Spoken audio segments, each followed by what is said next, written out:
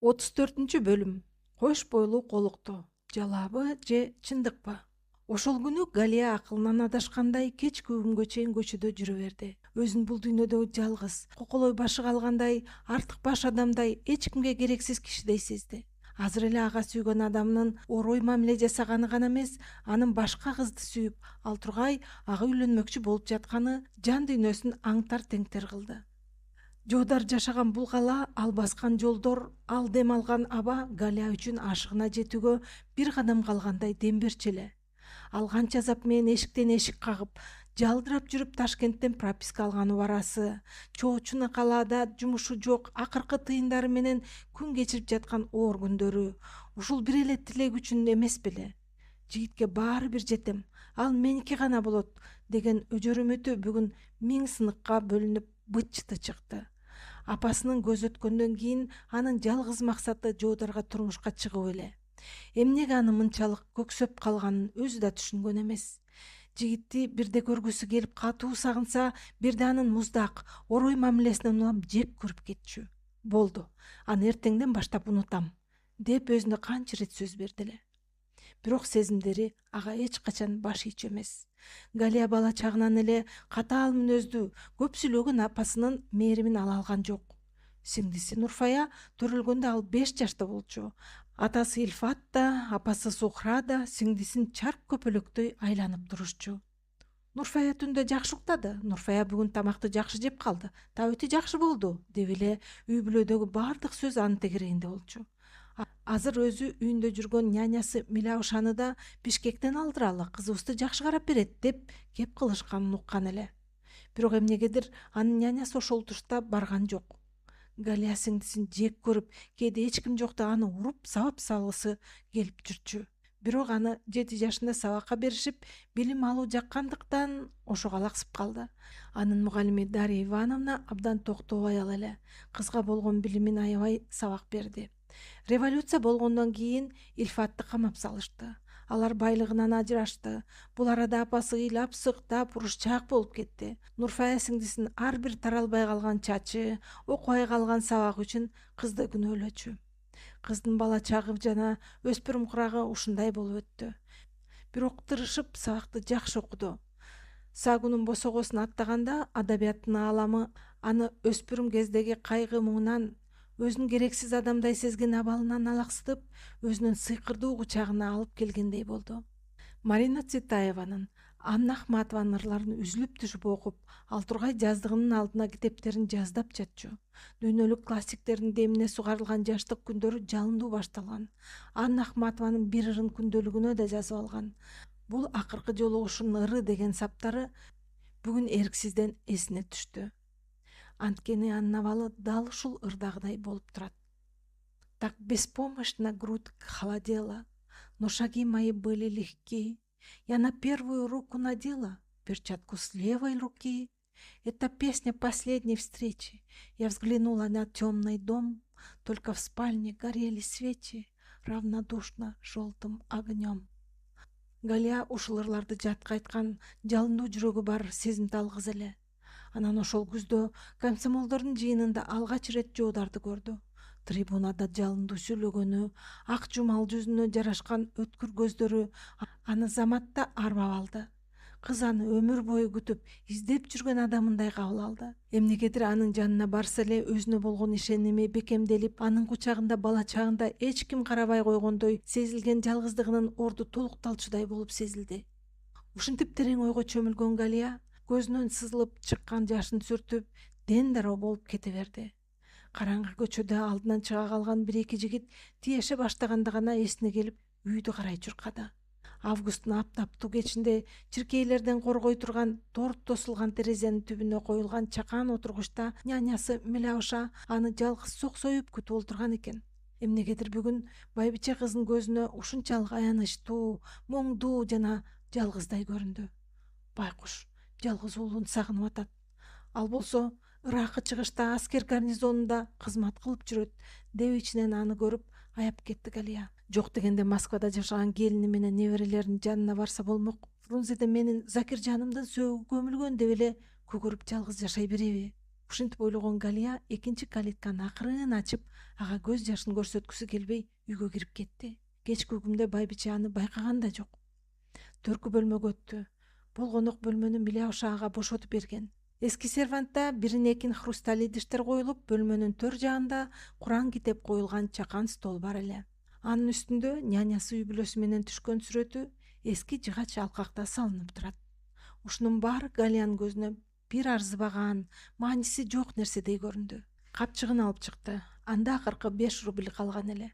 Зияшага өткөндө жолукканда берген акчанын акыркысы болчу. Иштеген кезде берем деп карыз калган. Бирок Зияш жөн эле кой деп барбалактаган. Галия ар бир ишке так эле. Акчага да ошондой мамиле кылчу. Мына эми жумуш караштырайын деп жатса, прописка боюнча маселе чыгып калды. Жолун бирөө жаап салгандай эле болду. Кыз эрксизден Миляуша башы ооругандай ичип калчу, күрөң айнек идиште турган ак тоголок дарыларды карады. Дарылар толтур эле. Азыр ушул дарыны ичип, о дүйнөгө аттанып, бул жарыкчылыктан биротоло кеткиси келип кетти. Акырын басып барды да, дары толтурулган идишти колуна алды. Болду. Баарынан тажадым. Жетишет. Мени эч кимге керегим жок, деп ойлоду ал ичинен. Дал ушул маалда ал олтурган бөлмөнүн каалгасы такылдап калды. Галия, келдиңби? Деди сырттан Миляушанын үнү. Мага байкатпай кантип кирип кеттиң? Мен сени жанатан бери чыдамсыздык менен күтүп олтурам. Зияшты ичип элең? Ошол жигит сени издеп келип кетти. Галия дары салынган бөтөлкөнү ордуна коюп, эшикти шыр ачты. Зияш дейсизби? Ал эмнеге келиптир? Сени наркомпростун элдик агартуу комиссариатынан дал эле башчысынын катчысы кылып жумушка алууга макул болушкан экен. Эртең саат 8ден кечикпей мага келсин деп айтып кетти жигит. Галиянын тумандаган ойлору заматта тарап, эсине келе түштү. Өлүмдөн суук деме бөлмөдөн качып, ордуна тиричиликтин жалындуу үмүтү киргендей болду. Наркомпрос? Бул анын куткаруучусу, тагдырдын берген экинчи мүмкүнчүлүгү эле. Эртеси күнү августтун аптабы Фрунзеде эртелеп эле башталды.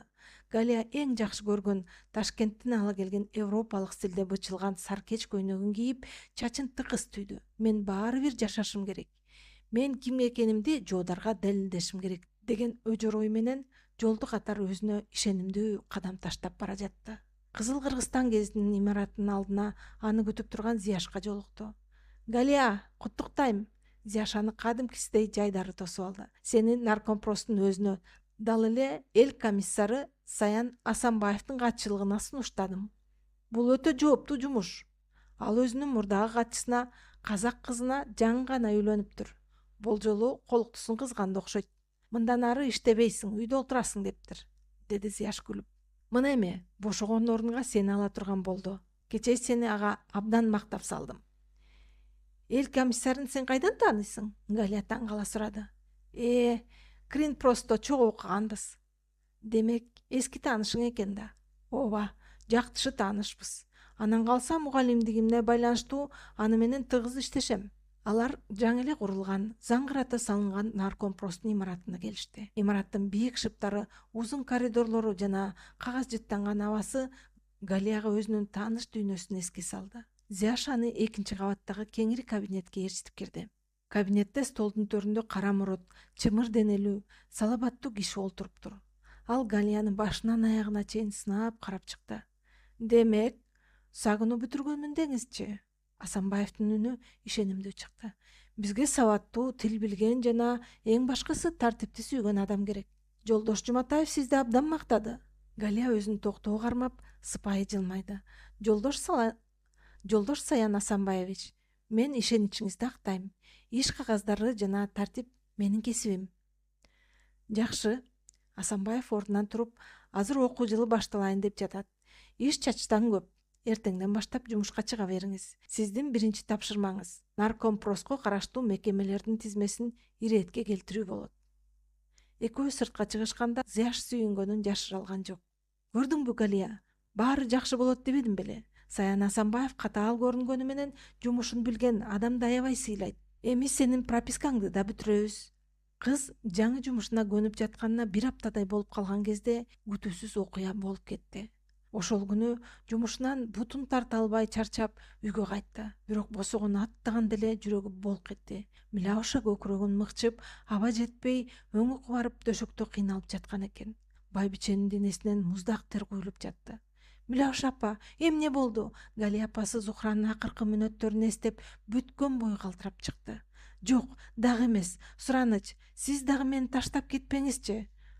Күн ушунчалык ысык, аба үп болуп турган. Кеч кирсе да Фрунзенин аптабы кайтпай, куйкалап турган кез эле. Галия сыртка атып чыгып, көчөдөн араң дегенде бир араба жалдап келди. Ооруканага жеткиче Галиянын ичиндеги коркуу сезими күчөдү. Ал апасын жоготкондогу кайгысынан али арыл элек болчу. Эми мына кечкисин чачынан сылап эркелеткен, ага мээрим берген бул улгайган аялда катуу ооруп калды.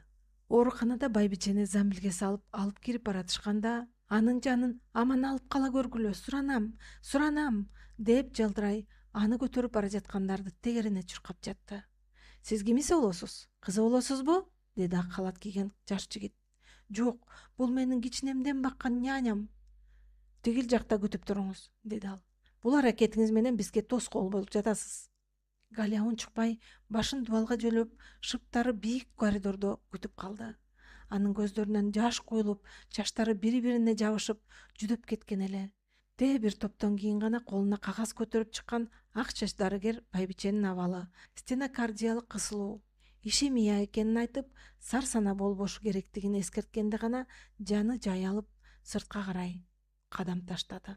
Дал ошол жерде алдынан колуна кагаздарын тыңшагычын алып келе жаткан арык чырай жакшынакай кыз мындан бир апта мурда Жуудардын жаңы батиринде конокто чогуу болгон Калыча карпа күрпө чыга калды. Ой, силер белеңер, деди Калыча чепчигин оңдоп, аны жактырбагандай карап.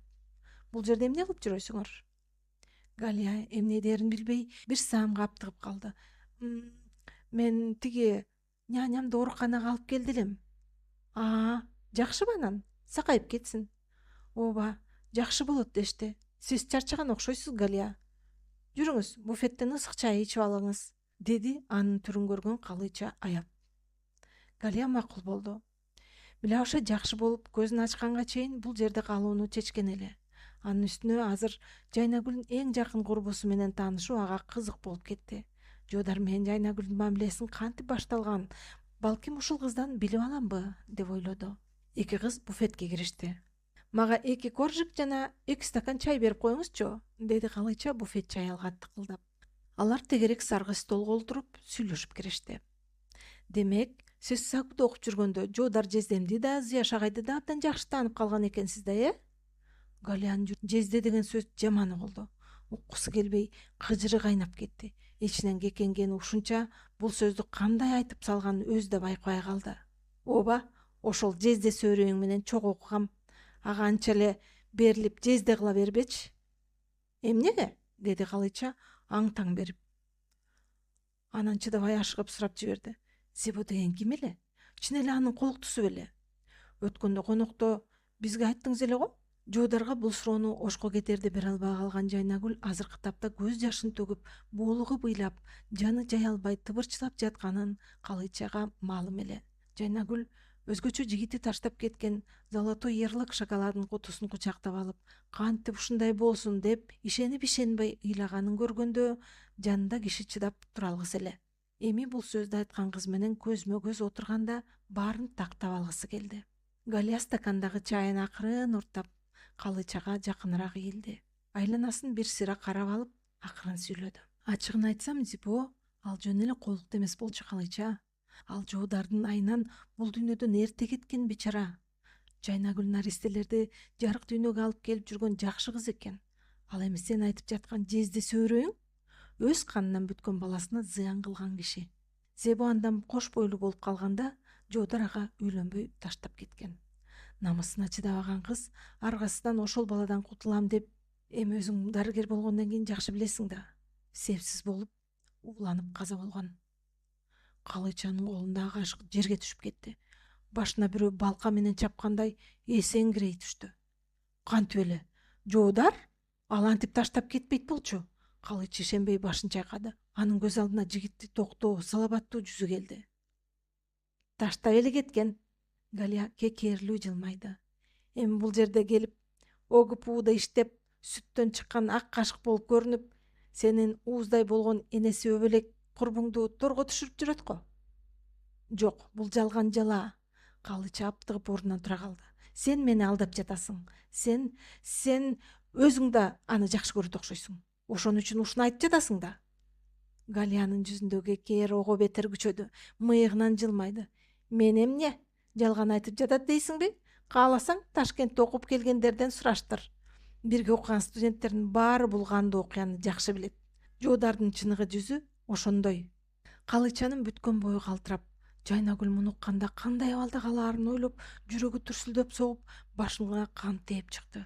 Эгер жигит чын эле ушундай кадамга барган болсо, анда Жайнагүлдүн тагдыры эмне болот?